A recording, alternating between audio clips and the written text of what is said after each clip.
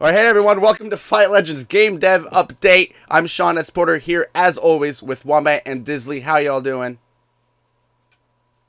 Love and life, brother. How are you doing? We're doing great, man. Staying busy, and we have a whole bunch of cool things to talk about, don't we? Yeah, 100%. Dale, and what's going on over there at Game Dev, brother?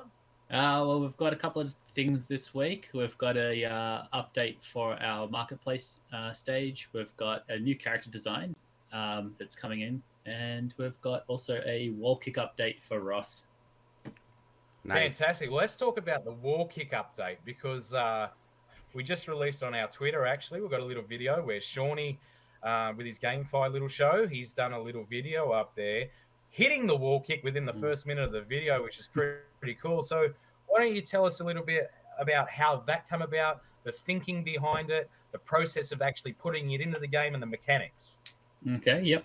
That was actually left over accidentally because I didn't disable it. So that little part wasn't actually supposed to be in there. So that's fine. But no, the rest of it is actually coming along quite nicely. So we've had to basically figure out ways to detect the edge of the screen and detect the wall, obviously, for when the move actually makes contact.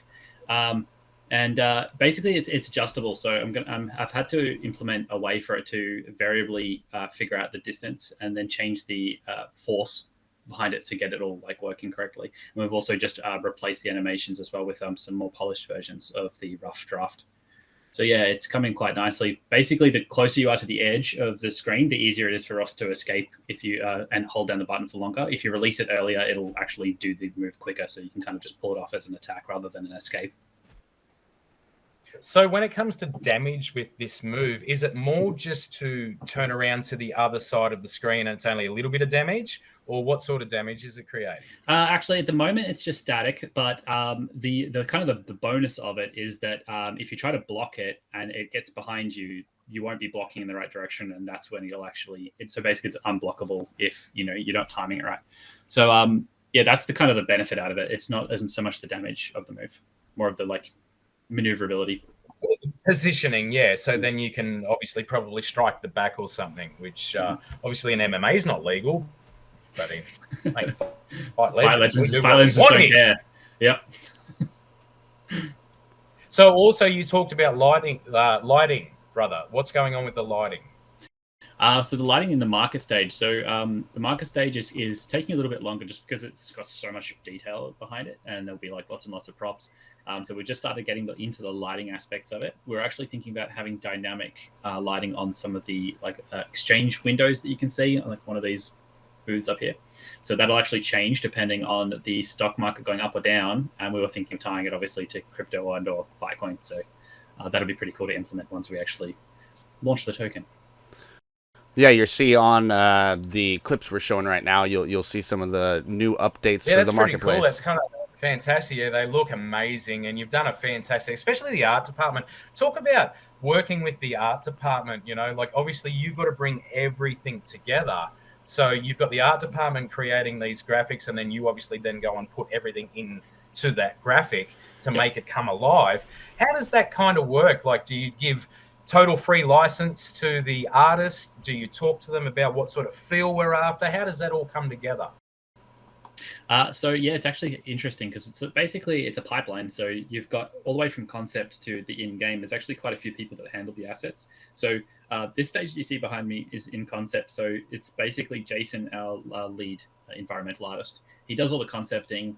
We go through an iterative process with the dev team to basically get feedback on whether or not it's what we want, different things that we could change and keep changing it until we get what we want.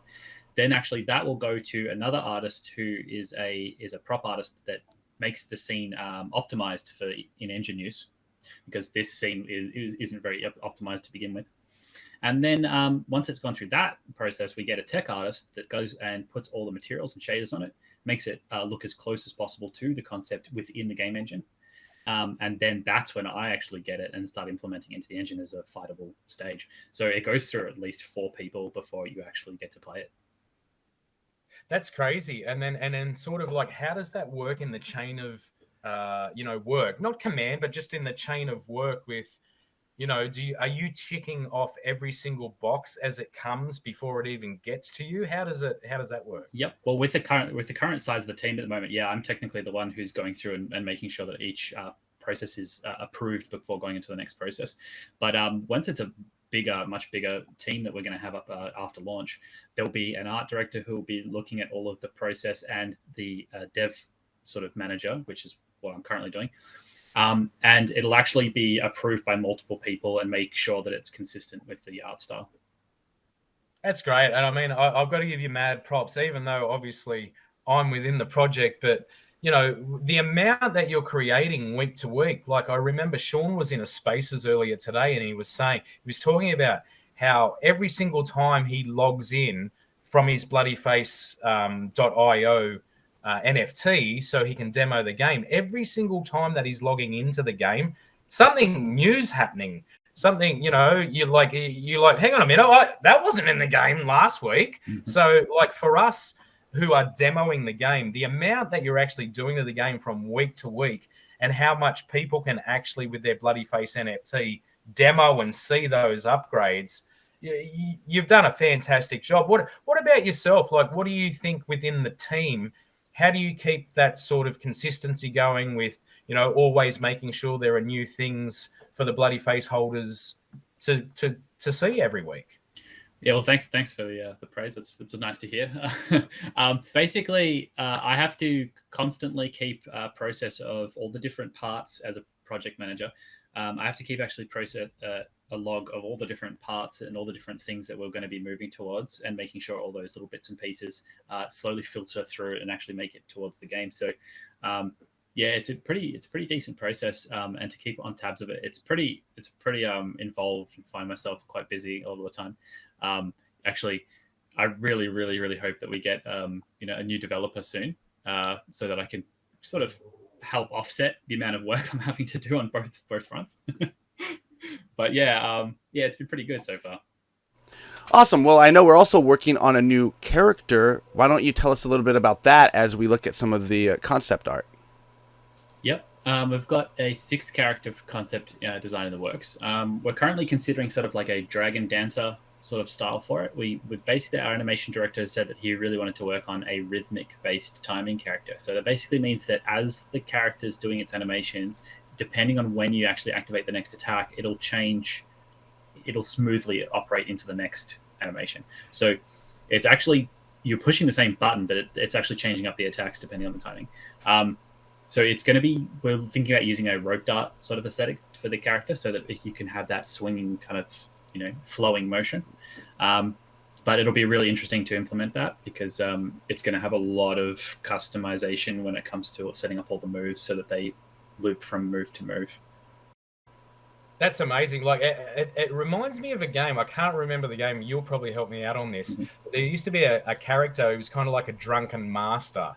It might have been Tekken or something like that. Mm-hmm. But he kind of like move around the screen like this. Yeah. And exactly what you're saying. I wish I could remember the character. I used to play him all the time. But I played a few games. But yeah, he was a drunken master. I think that's what you're talking about, isn't it? But not only that, you also want to make the art flow with that, is it? Mm-hmm. That's true. Yeah, that's basically one of the major considerations behind the character. So we've got basically lots of things that can be animated. And just one more question. I mean, I was thinking about it today. Obviously, you know, with the Tekken and Street Fighter, you know, people that we have on board, and it kind of gives it that feel. When you're talking about moves and stuff, at the moment, we don't have any projectiles in the game. You know, like your Street Fighter 2 had your, you know, all your projectiles. Are we thinking about projectiles or not? And if so, why not? No, we're definitely thinking about projectiles. It's just we're basically saving them for special moves. So, and also the right type of character. So at the moment, we've just got Ross. We've got a couple other characters, but they're mostly characters who do like physical or like sort of grappling attacks or things like that. So we will be implementing them. We're just waiting for the right type of character to properly use it. We don't want to just start throwing projectiles everywhere, and it really depends on the balance of the fighters, to be honest. It's not something that you want to throw on every fighter. And speaking of balance, like how is that going now? I believe we should only be, well, you tell me, a week or two away from the second character demoable within the game. How does that go with balancing? Like, basically, are we going to be using the bloody face demo guys as sort of like the crash test dummies on this? Do we have people in house that are testing this beforehand, trying to balance it out? And, you know, what sort of work in progress is that going to be, especially when the team gets bigger and we have enough people to sort of really focus in on that? How much time and how much, you know, sort of effort is put into that right now? Right now, basically, because we're in such an early development phase, and we don't have our definitive combat director on board yet. We're looking at getting one very soon. But basically, that conceptual idea of balance will actually be more of a chart that we actually work on to figure out where the holes are with our character balance, depending on the archetypes of the characters. And the combat director obviously will be doing the values behind it. Then, yeah, the bloody faces will kind of be crash test dummies for it. But at the same time, we'll also have a quality testing team once we get to launch for it to start moving forward with, you know, the main roster of our fighters. Awesome.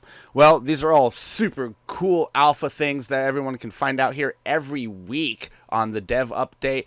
We love to bring in the visuals. You know, we were doing tons of spaces, but every now and then you got to stop in to Fight Legends Media on YouTube to make sure you catch all the visuals, and make sure you're following us on Twitter and all over social. We're going to start streaming more often, and so we'll love to see everyone in the community out there supporting us. Get into Discord, and we'll see you next time.